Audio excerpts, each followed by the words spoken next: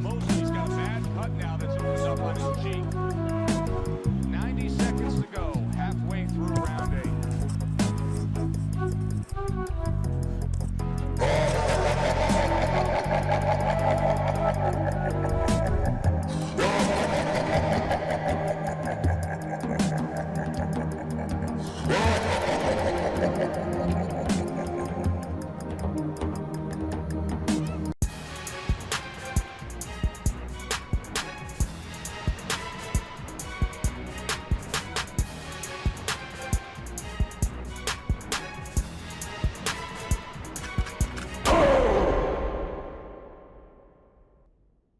As you saw on the previous video, I had to take this man's soul and castrate him to the pits of hell.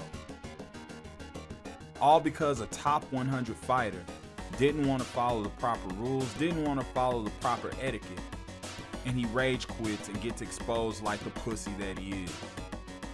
And as a fight night god, it is my duty to make sure that all sins go punished.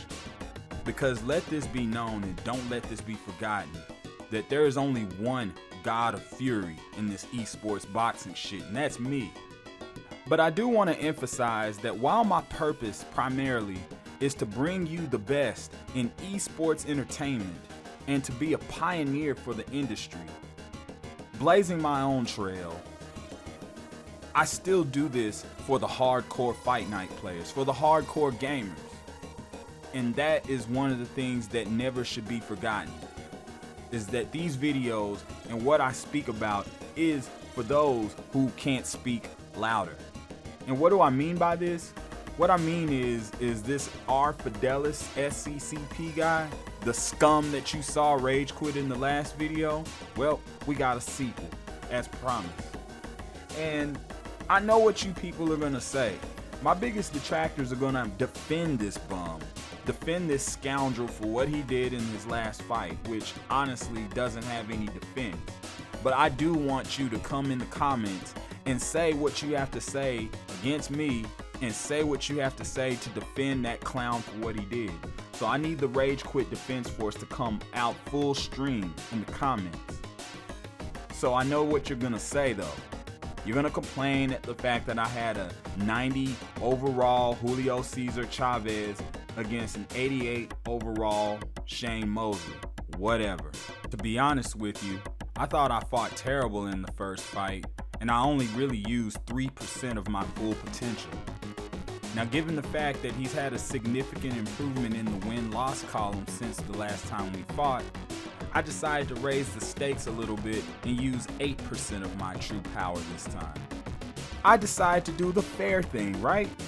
I picked Bernard Hopkins against his Roy Jones Jr., which I have a 92 overall versus his fighter who's a 94 overall. And not only that, but I'm also giving up a 15-pound weight advantage. So basically, I'm giving up 2 points and 15 pounds just to prove my point. And my point is that it doesn't matter who you pick. It's a matter of how you use them. And it's also a matter of being able to finish your fights. See, this rage quitting epidemic has to stop if we're gonna propel the esports boxing industry forward. And my job is to clean up all this mess once again. But this issue is deeper than just video games and deeper than boxing. I'm talking on a societal level. And my question is what happened to all the real men in gaming?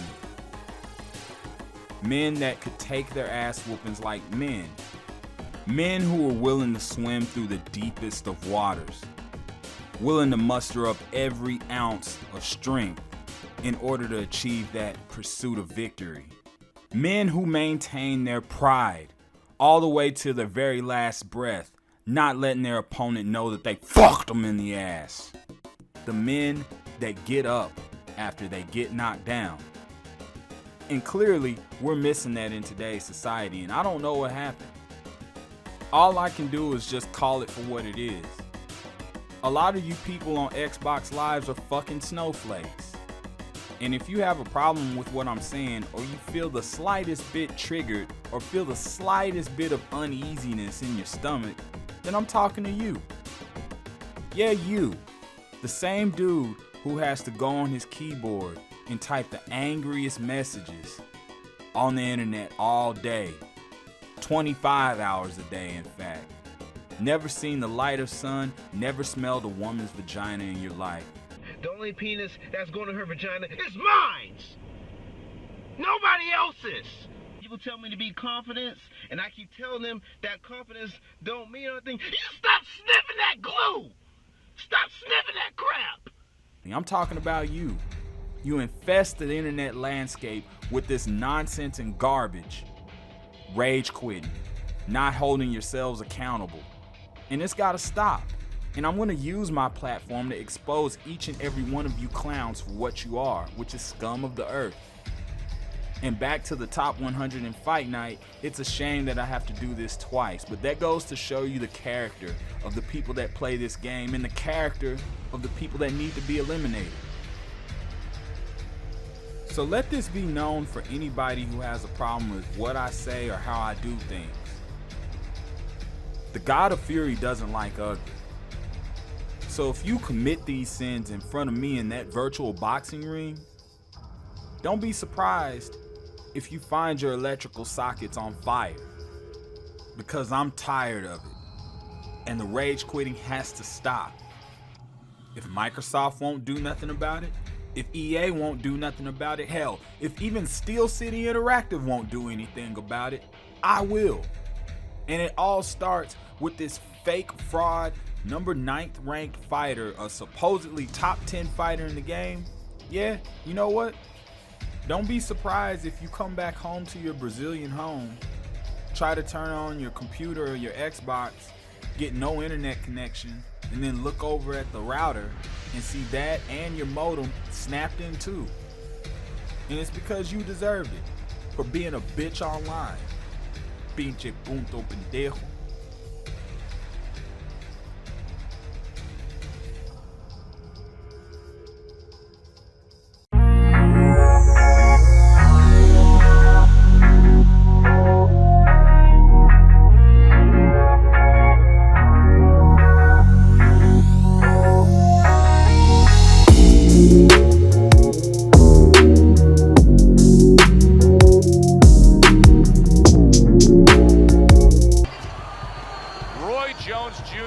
Entourage has that look on their face. They know they've put the work in, and you can see how confident they are for the battle that lies ahead.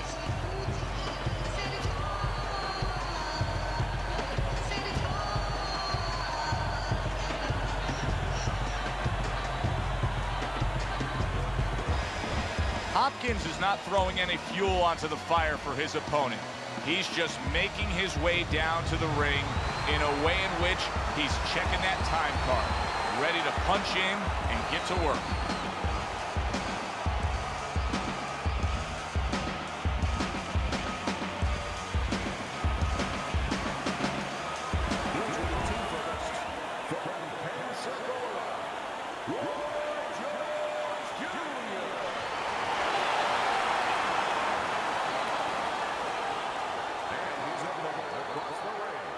Hailing from Philadelphia, the executioner, Hopkins.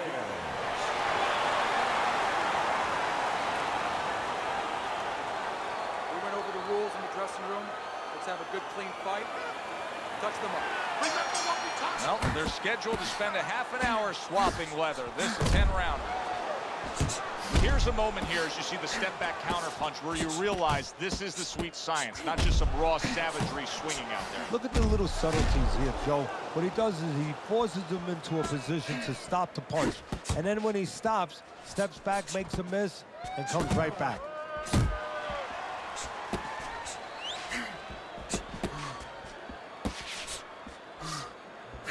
Hard to put a label on him stylistically, Teddy. He's a little unorthodox. He's extremely athletic and breaks a lot of the old school rules here. What would be the strategy for a guy like this? You know, Joe, it starts with territory. It starts with landscape. you know, where you can use that athleticism, that speed, you know, the timing, the quick reflexes. You want to have a little distance, but you can catch the guy coming in a little bit. You know, you can frustrate him a little bit with those quick moves, but you don't want him too close to you, because then the bad habits can come back and bite you. You know, where you pull back, now all of a sudden maybe he's close enough to catch you pulling back. Want to stay away from those areas. Keep your head moving.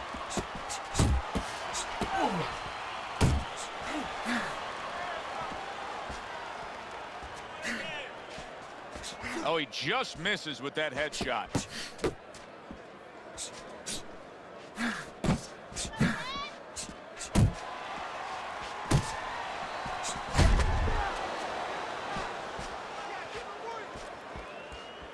And he returns on that exchange.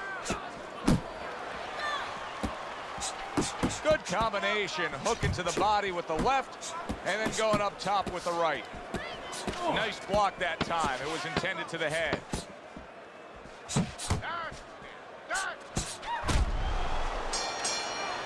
And this round comes to an end.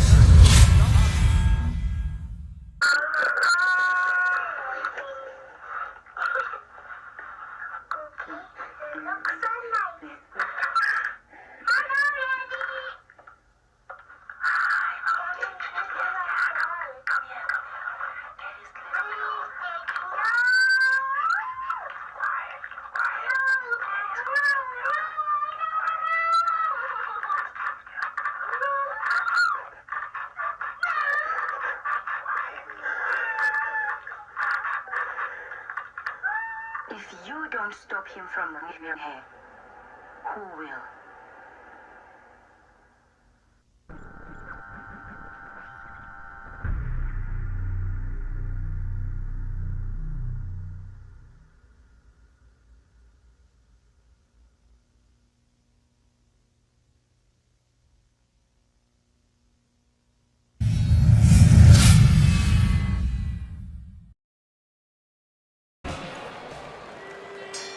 Here we go. Round two is underway. He scored well after being hit himself.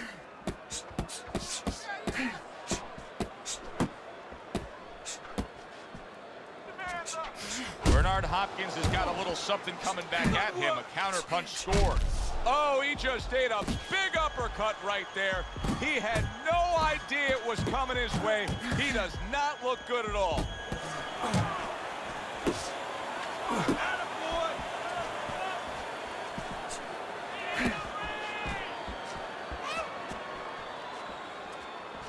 Good work doubling up that jab by Roy Jones.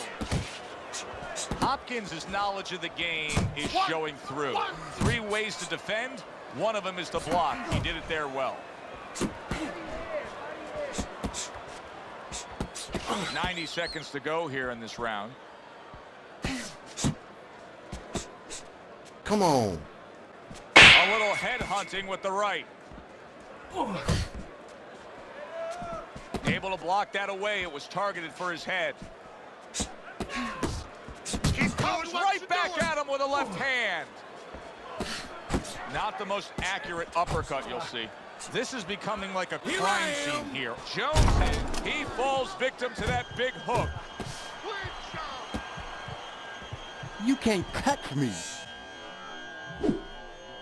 Hopkins' right hand scores well.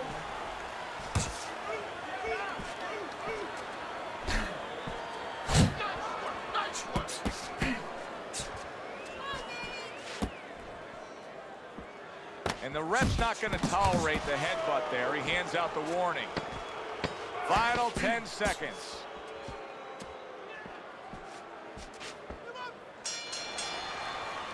And that's the end of round 2.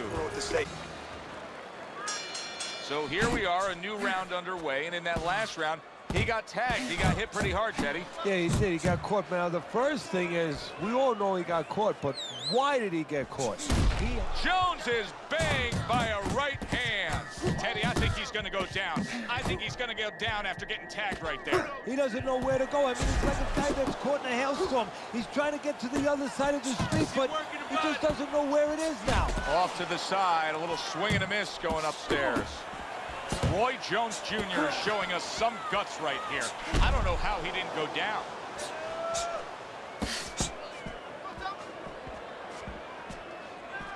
Right to the head with that right. So he decides to go downstairs early on, and I think he'll be happy with that decision later on. Well, it tells you that he's a well-prepared fighter. His corner came in here with a good game plan. They understood what they had in front of him. A guy that's going to move a little bit. Start going downstairs, taking the air out of the tires, and later on, he'll be in front of you.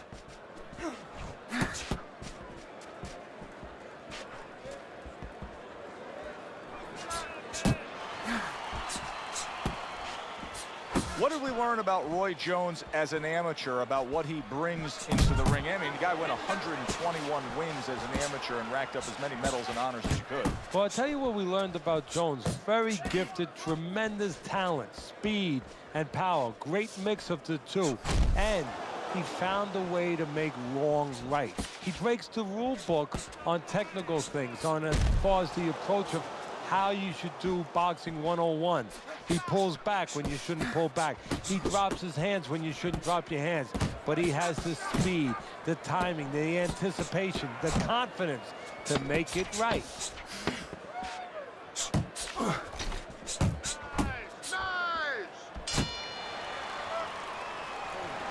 Don't worry. Our first chance to take a look at Teddy's scorecard here as round number 4 is underway. Teddy, there are opportunities that are here for him, aren't there? Yeah, counterpunch opportunities, because he got an opponent who's walking in a little bit.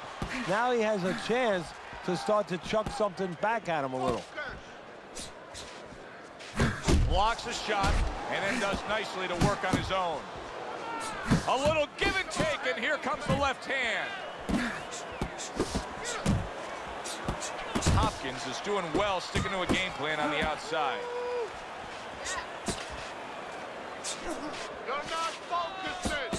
And now he scores well with a straight right. Well-timed, well-placed uppercut there. Hopkins has got something to think about now. He just threw a punch and had one coming right back at him. His opponent scored well with the counter. And coming upon the halfway mark of this 3-minute round. Some fine fundamentals, good counter punch. Nice mousetrap there, he let him in beautifully. He didn't use cheese, he used distance. Well, he really digs in when he decides to throw that uppercut. Good job. Come on. Jones is putting his punches together now. That's a nice combination.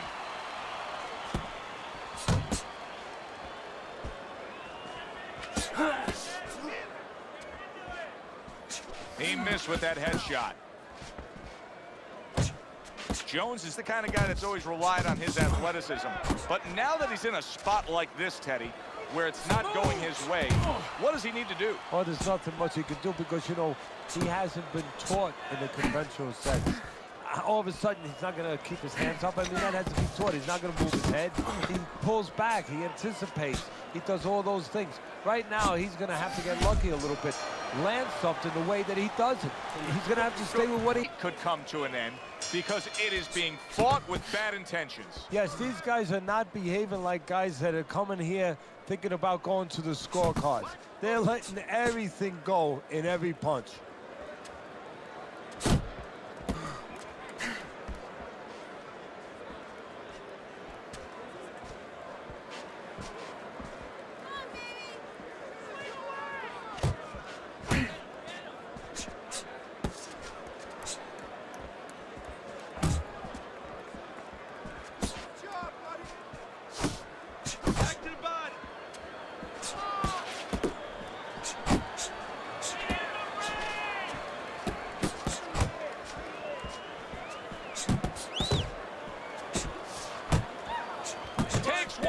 Gives one. The right hand scores well. And you See, he turned defense into offense, comes back with the counterpunch. And that's exactly what he brings to the game. He makes you miss, he makes you pay, and he makes you think twice about throwing a punch later on. Hopkins is giving his opponent fits right here. His head movement is making for such an elusive target. Yes, it is. Now the opponent has to make an adjustment. He has to realize that he's finding air more than he's finding any surface up top. So huge right hand comes crashing home. Roy Jones Jr.'s combination punching here is showing you what good boxing is all about. 3 punches thrown, 3 punches landed. He is damaged badly there. Big shot. Oh, and he goes down after that punch. And it's been long overdue. He's been leaving it open all night.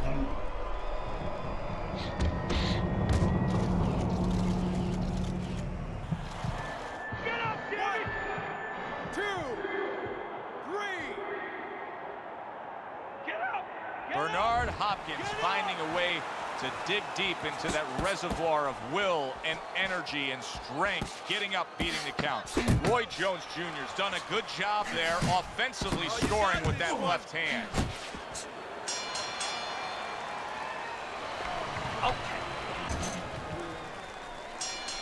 So with the start of this round, we've reached the halfway point. Be interesting to see what we're in store for down the stretch of this fight.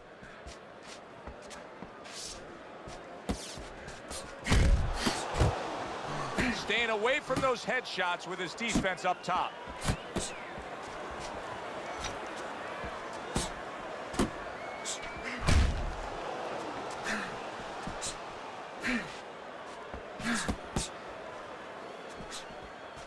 okay, let's go.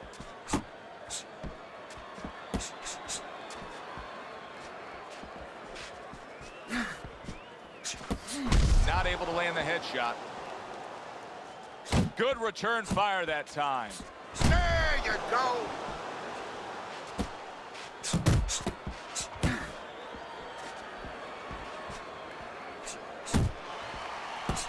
Halfway through round 6. Hopkins is showing us that he is sticking with the game plan. But keep in mind, that game plan had him down earlier in this fight. What would you be telling him right now, Teddy? Well, first of all, you got to explain to him very quickly and very clearly why he got caught. You can still do the other things. The other things that we thought going into this fight is still going to work, but make an adjustment. It's not that you didn't do the thing that could work. You didn't do it properly. Way to block there.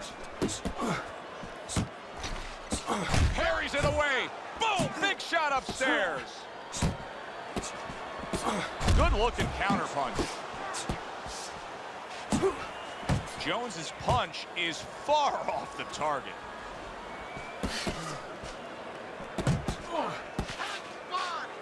Hopkins' right hand did a nice job that time. That worked well for him.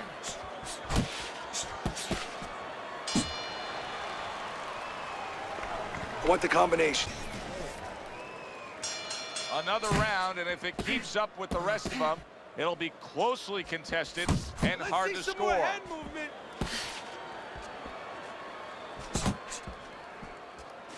Smart punch right there. The uppercut worked. Keep that head moving. Jones has got to be careful here, Teddy, because he can't stay like this. Yes, he's throwing punches, but not being effective at all. No, he's not. He's not landing. And that's bad for the scorecards, but as he continues doing this, it's going to be bad for his chin because he's going to start now getting counted. As time goes by, the more he misses, now his opponent's going to start doing the other part. He's going to come back and take advantage of those misses. Come on, kid, focus! At the halfway point of round 7. Comes right back with a shot of his own.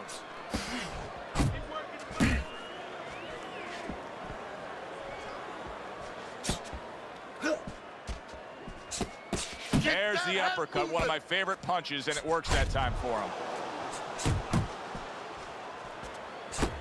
Jones's opponent landing an effective counter punch right there.